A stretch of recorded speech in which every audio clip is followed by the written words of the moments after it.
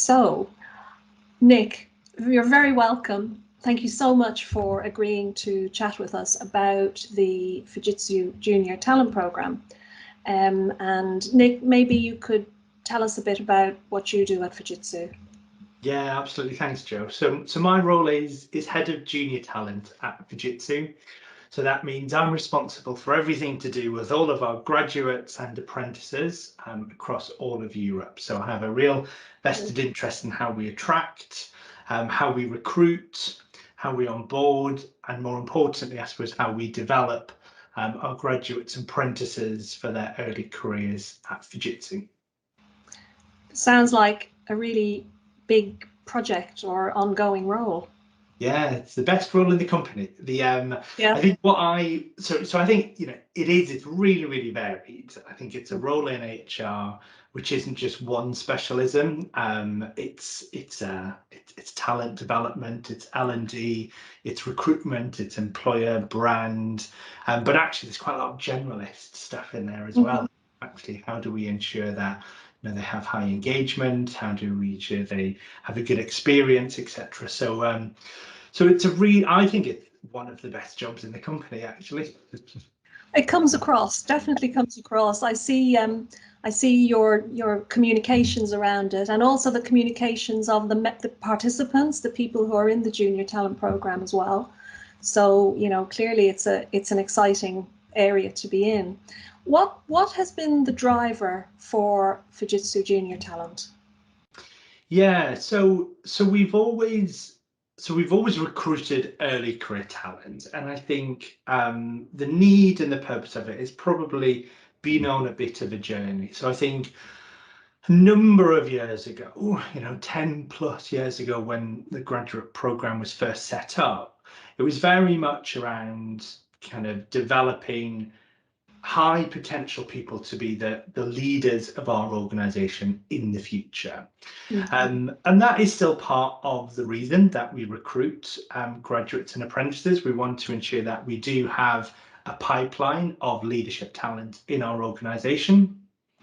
But I think actually we need to understand that actually if we recruit 150 people, not all 150 people will be a leader of our organization in 10, 15 years. Some of them will leave, some of them will reach their potential, but actually some of them, and we do have people on our leadership team who started as graduates and apprentices. I think what we've seen over the past number of years is our industry has changed quite a lot, and actually we're in demand of real technical skill right now, which we probably didn't 10, 15 years ago we didn't get through graduate and apprentice programs. Apprentice programs in technical subjects just didn't exist. Apprenticeships were in the likes of plumbing, electricians. To do an apprenticeship in cyber 15 years ago just didn't exist. And actually over the past 4 or 5 years, those opportunities have been made available, which I think is really fantastic. So I think the demand from our business in terms of what they need in terms of early career isn't just about we need some high potential people to fill our leadership pipeline. It's also about we need some really technical people, because we need to be communicating with our customers. We need to be developing applications. We need to be migrating our customers onto the cloud. We need to be better understanding their data. So we need those really technical people. But actually gone are the days where technical people would sit in the basement and do coding and analyze data and never talk with the customer. Actually that skill is super important right now. So we actually need really rounded people that we can develop with excellent communication skills, excellent stakeholder management skills, as well as the technical knowledge to do some of that stuff as well. That's interesting. So it's developed, so your remit for junior talent has kind of developed over the years based on how things have changed. Yeah, absolutely. And I think we've seen just a fundamental shift in our industry. Yeah. You know, we used to be an organization which was an IT infrastructure outsourcing organization. So, you know, if a company needed support with, you know, their device had broken, we'd provide them with a service desk. You know, if they needed network support, we'd provide them with a network. But actually, the skills that we require now, that our customers need us to have, as I say, are in the cyberspace. How do we keep their estate secure? How do we migrate a lot of their applications to the cloud so that they can be much more agile and much more hybrid? How do we better understand their data to drive real insight into their data? And how can we bespoke their applications and develop new applications for them? Yeah, and that, so the skills that you're looking for in your apprentices and graduates are more rounded, but primarily technical, as you said. It is still a mix. You know, it absolutely is still a mix. You know, we still need, you know, the type of roles which are around managing the customer relationship. You know, we need some of the roles which are business consultants to go in and consult with our customers and kind of understand some of their needs, kind of drive some of the opportunities, salespeople to drive through sales. So it is split, but I have definitely seen more of an uptake of, actually, we need more technical early career talent. Rather than, as I said previously, we'd buy that technical talent in at a professional level, which was just not sustainable for us. Yeah, yeah. So you're building it, developing it internally then. That's great. So, yeah. So would it be possible for you to describe some of the elements of the program? Yeah, absolutely. Absolutely. So we're kind of really conscious, I suppose, that the skills to be successful in the world of work are very, very different to the skills to be successful in the world of education. And I think that's kind of really shaped the kind of the elements, right? So, you know, when you're at school, when you're at university, you know, you're told to be quiet and not talk to your neighbor, right? Kind of put your head down and kind of get on. Yeah. Actually, in the world of work, you can't do your job unless you're talking to people, to your neighbor, and finding out information and collaborating together. So we put, so we're really, really conscious of that transition. And we kind of wrap, as well as kind of role-specific training, we wrap a 2-year development program around all of our graduates and apprentices, which kind of helps them in 4 different stages. The first stage is about helping them to understand the organization that they have found themselves in. So Fujitsu, you know, we are a big, complex organization. Even I don't understand every single thing that we do. You know, so I think it's, you know, it's helping them to understand the organization that they're with and the industry in which we're working at, because as I say, that's changing exponentially. So I think it's important they understand the organization as well as the wider context in which we are operating in. And then we help them to understand themselves. Okay, so actually kind of what drives my behavior and what impact am I having on other people, and how can I start to adapt my style, okay, that has made me successful so far in the world of education, but actually kind of recognizing I might need to deploy different skills. What's my impact on other people, and how might I adapt my style? And actually, you can't do that until you understand yourself, first of all.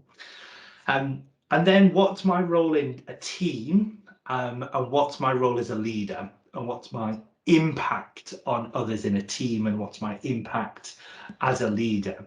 Because, you know, we're not expecting these guys to lead business areas and develop strategy, but we will be expecting them to lead small project teams, to lead small packets of customer work, to lead workshops, etc. So actually, with that comes a different set of skills as well. And then the last bit towards the end of their 2 years is very much around helping them to understand what has been my career so far? What have I really enjoyed? What have I not enjoyed? What are some of my strengths? What are some of my development areas?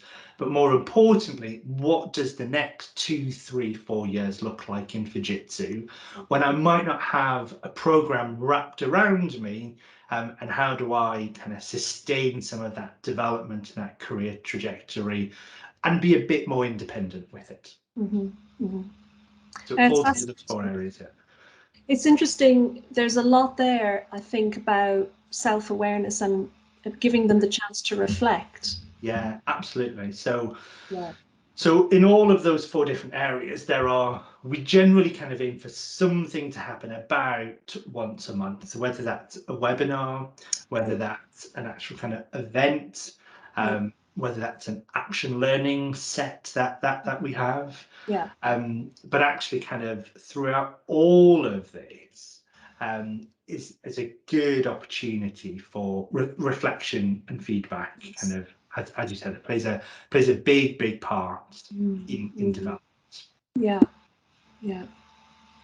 And so what effects have you seen then, particularly adding the apprenticeship in, because that's relatively new, isn't it? The idea of bringing apprentices in as part of your junior talent program. Have you seen any effects on the organisation of that coming through? Yet, or is that too soon to say?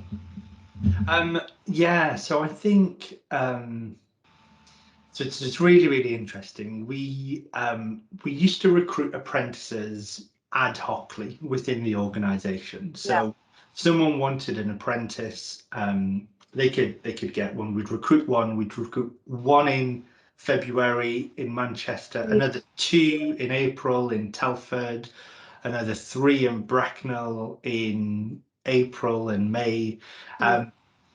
Whereas our graduate program was a once-a-year intake starting in September. And the feedback from our apprentices was very much around, actually, they kind of struggle might be too strong of a word, but it's a challenge to build a network around them, help to understand the business in which they operate. And we kind of thought, well, actually, kind of, why don't we follow the same structure as our graduate program? A lot of apprentices are school leavers, so actually they'll be finishing school around about the same time as graduates finish university. So it's great for recruitment. We have a pool of talent that we can tap into. And then actually, if we bring them all in together, they benefit from the network. And we can then wrap a program around them as well. So I think it's absolutely brilliant, and it will help it has helped our apprentices feel connected to the organisation, feel as if they get to know and understand the organisation in which they are working in, and as I say, have got that support structure around them. I think what we've seen a real difference in, so just pure and hard fast numbers, our apprentice retention is far greater than a graduate retention, which is really interesting. I think what we've started to put some principles in place is, well, actually, why would we select to recruit an apprentice for this type of role versus a graduate? I think we've come up with a few kind of rules and principles, I suppose, around that. So actually, for a lot of our technical roles, we now prefer to recruit an apprentice. And there's a few reasons for that. So actually, the role of technology is changing so quickly that actually what a graduate might learn at university, by the time they come to graduate 3 years later, could be outdated.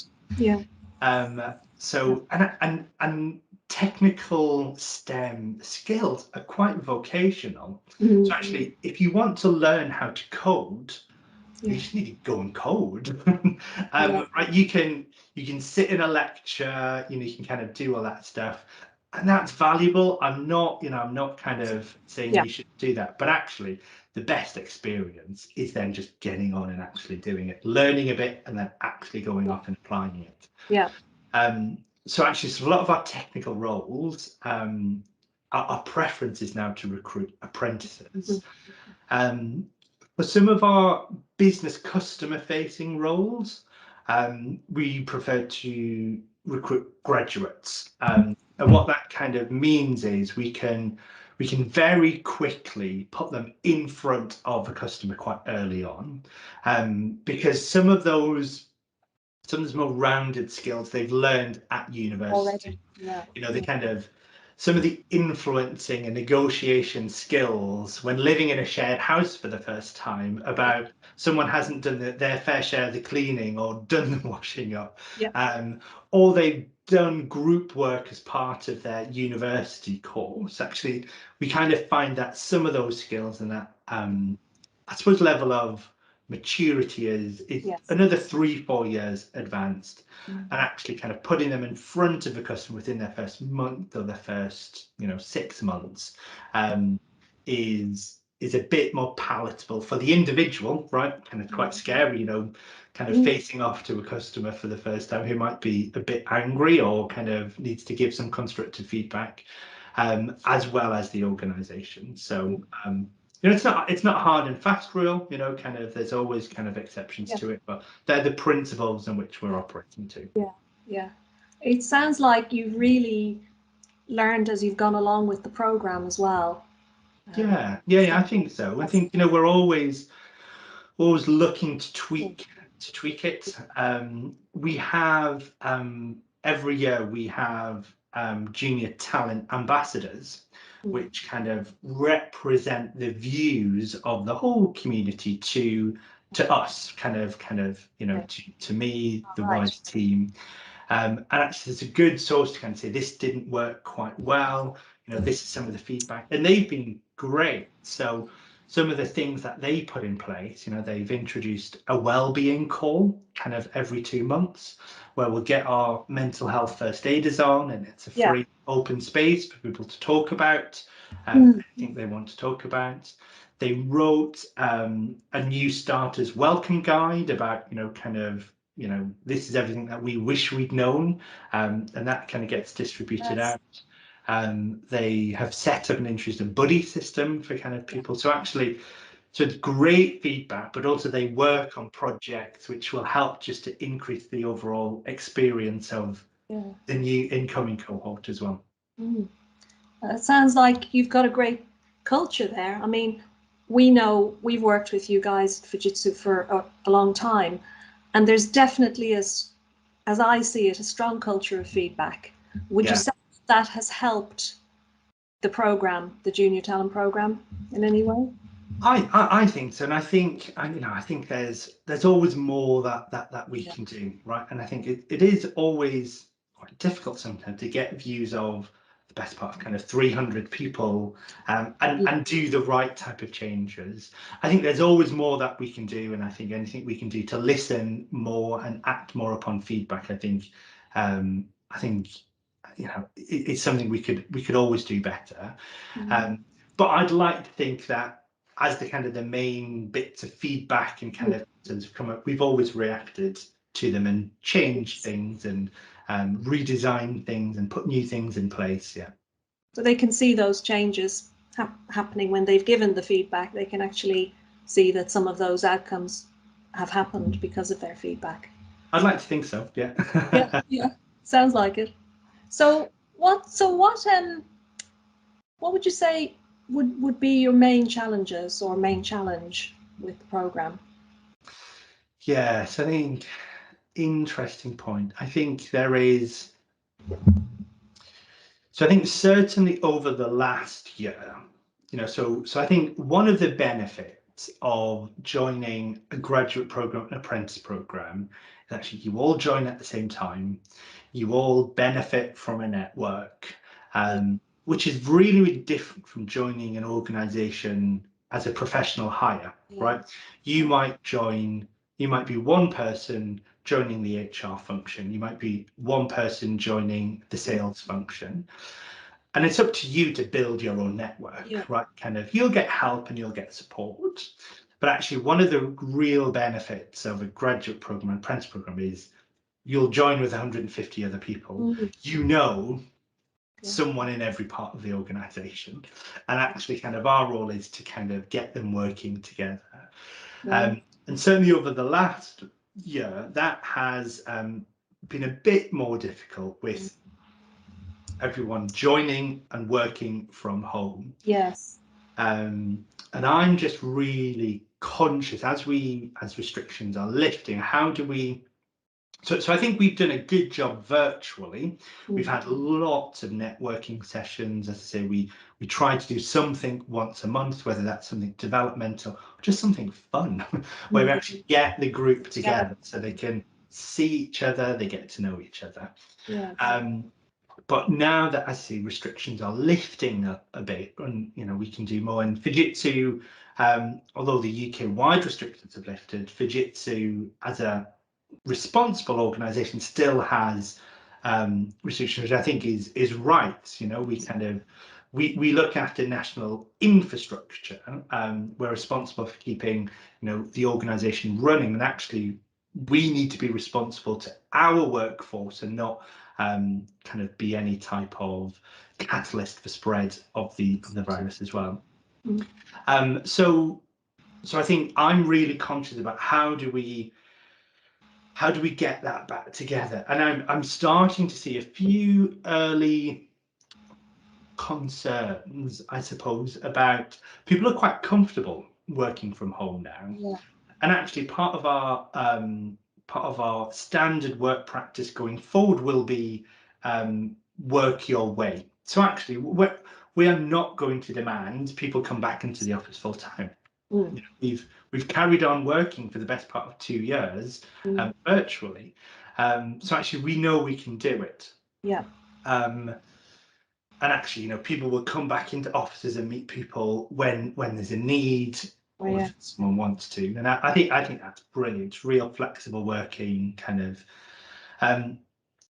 Now, what I've done with our intake is I've organised just a social, right? Kind of, get people together.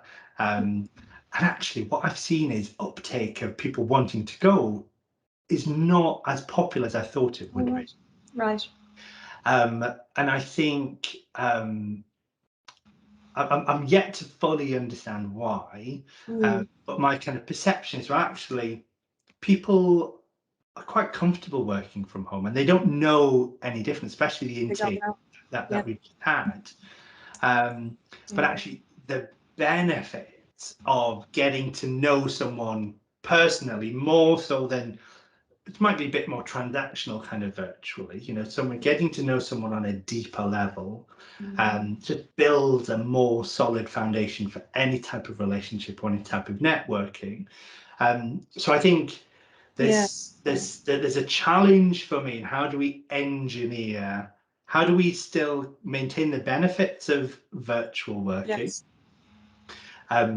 but still ensure that people get the opportunity to connect more so than virtually and build those relationships. So I think that's going to be a challenge and something we need to monitor kind of going forward. I think so. Another challenge for me is actually kind of, so recent news in the UK kind of news is job vacancies is up, right? So it's a real candidate market right now, which a year ago no one was looking to leave, right? You were lucky if you were still in a role. So actually the market has just fundamentally changed in the past 12 months. So I suppose whilst people I'd like to think get a great experience in their 2 years when we've got a fantastic program around them, how do we ensure that post 2 years there's actually still a level of interest in the organisation, still a focus on development, still a focus on the right type of opportunities, so actually they still feel connected with Fujitsu and I want to be really conscious and really monitor, do we have an attrition problem kind of 2 years after program, and make sure that doesn't dip. Yeah, it's a challenge, isn't it? I think for a lot of organisations at the moment. Yeah, absolutely. Yeah, after, as you say, this time last year, or 15 months ago, was completely the other way around. It was, yeah, it really was. People clinging on to their roles, and then there's just been this boom as kind of we come out of restrictions, and actually kind of a lot of other companies who might have held off doing stuff are now kind of saying, right, actually we need to go full throttle. Some people have made just real life choices over the pandemic of, I don't, I want to do something fundamentally different with my life. So yeah, I think we've seen a real shift in the recruitment market. And actually, as employers, we need to get really laser focused on what is our employee value proposition, what's our employee, and why do people want to come and work for us, and why do people should stay with us as well. Indeed. Yeah. Thanks, Nick. Is there anything else, any other observations about the programme, or any other things that you've learned personally from the role that you've been in with junior talent? Yeah, so I think definitely. So I think definitely don't underestimate that kind of that transition from the world of education to the world of work. As I say, I think skills to be successful are really different. So much so, we really redesigned our recruitment criteria. So we used to have, for our graduate program, we used to request academic achievements, certain number of UCAS points, and at least a 2-1. And a few years ago, we kind of said, well, actually, by that logic, do people who have a first, do they perform better than people who have a 2-1? And we did the analysis. And there's no correlation. There's no correlation whatsoever. Right. Which ended up us kind of dropping kind of academic requirements into our graduate program, which I think was kind of really successful, and we didn't see a drop in quality of the candidates. We still have quite a rigorous recruitment process, but actually academic requirements weren't on part of that. And then we've applied the same to our apprentice positions. Now, where we do have academic requirements, it's generally from the apprentice training provider. So actually they need a certain level to say, well, actually, you're still studying for something academic. We need to understand you have the capability to do that. Now, where someone then hasn't achieved their grades, but actually they've gone through our recruitment process, we would then have a conversation with the provider, the individual, and their manager to say, well, actually, can we still wrap the same amount of support to help them complete their academic studies, because we think that they have a great opportunity to be successful in our organisation. And at 100% of the time, that conversation's happened, and they've still got onto the course or the apprenticeship that we'd like to get onto. But I think certainly kind of not underestimating that kind of that transition and the skills that are important. And then, as you say, kind of whatever things you put in place to help them with their development, I think needs to be really interactive, really fun, and with a heavy emphasis on feedback and reflection, as you said there. Towards the end of their module.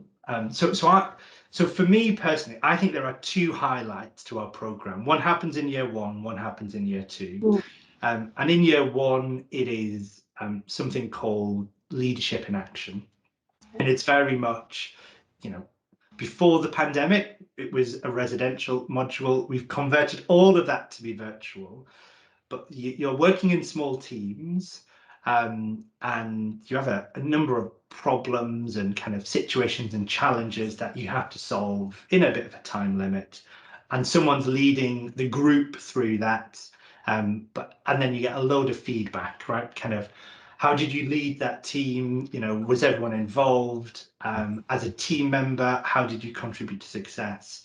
And, you know, every 45 minutes, you know, they're getting some really, really rich feedback. And then actually the afternoon kind of their last day is some real hot seat feedback, you know. So over the course of kind of 2 or 3 days, let's kind of give you the gift of feedback around how you're doing it. And it's fun, it's light-hearted. The challenges are, you know, fun challenges, etc. People love it. And that's year one. In year two, we do something called Launchpad, which is very much around helping them to understand where's their career going. And we use 360-degree feedback through yourselves. And you know, people have collected 360-degree feedback from managers, peers, colleagues, and they've self-rated themselves as well. And the energy is much more reflective. So it's not high energy like leadership and action, but it's much more reflective. It's much more around what's your journey been for the past 2 years? What have you really enjoyed? Who's your role model? What are some of your gaps? What has the 360-degree feedback given you? What are some of your gaps there? What are some of your strengths there? It's much more reflective. It's much more, I don't want to say serious, but it's not as high energy. And I would have always said people would have really preferred the high energy, fun leadership and action, and they do. We get some fantastic feedback. But 90% of delegates, I got so much from that Launchpad module and the 360 and the feedback and the opportunity to reflection.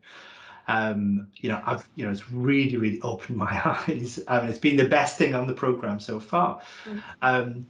So I think kind of what I'm trying to say is, you know, anything that you do with them shouldn't be a lecture, right? It shouldn't be chalk and talk. It shouldn't be, here's some information, here's a theory, here's a model. You need to give people that kind of time to reflect, to experiment, to play, but more importantly, get the feedback off it, right? So kind of some theory, some knowledge, a bit of experimentation with behavior, but then follow it up with feedback and reflection at the end of it. And that kind of pattern just helps people to reinforce the right type of behaviors, but then the right type of mindset as well. So I think, you know, absolutely, if you're putting together development programs, don't make it boring, right? Don't make it lecture driven, don't make it theory driven. Build in that experimentation with behaviors, build in some fun, but massively importantly, build in that feedback. Got it. Thank you. Nick, thank you so much for sharing your insights and, you know, all about the Junior Talent Programme. I've learned lots. I've learned a lot from what you've been talking about. Thank you again, and I appreciate the time you've taken. I know our watchers and listeners will be really interested in what you've talked about. So many thanks. No worries, it's been great talking, and happy to connect with anyone who wants a conversation if anyone's listening to this. So yeah, absolutely. Fantastic. Thanks, Nick. Great, thanks, Joe. Take care. Bye.